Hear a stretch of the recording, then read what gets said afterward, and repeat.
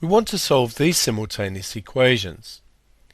Notice that we have one linear equation which we can spot because it's of the form y equals mx plus c, and one quadratic equation which we can spot because of the x squared. The method for this type of problem is always to take the linear equation and rearrange it to make one of the letters the subject. Then we can substitute into the quadratic equation.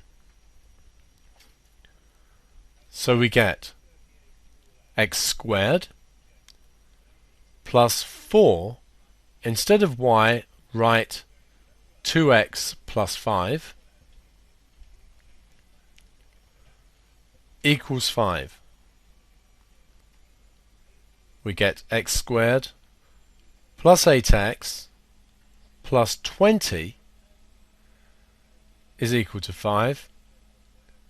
Subtracting 5 from both sides, we get x squared plus 8x plus 15 is equal to 0. We can solve this by factorizing. It gives us x and x, 5 and 3, and they both need to be pluses.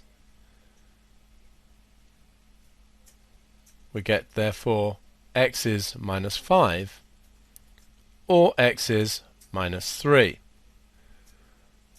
The corresponding y values can now be got by using this equation. So y is going to be 2, lots of minus 5, plus 5. Minus 10, add 5 is minus 5. And for the minus 3, 2 lots of minus 3, add 5, which is minus 6, add 5, which is minus 1. So our solutions are minus 5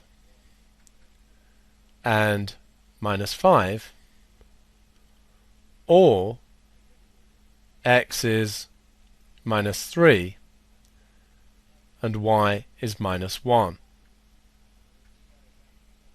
We should check these solutions in the original equations.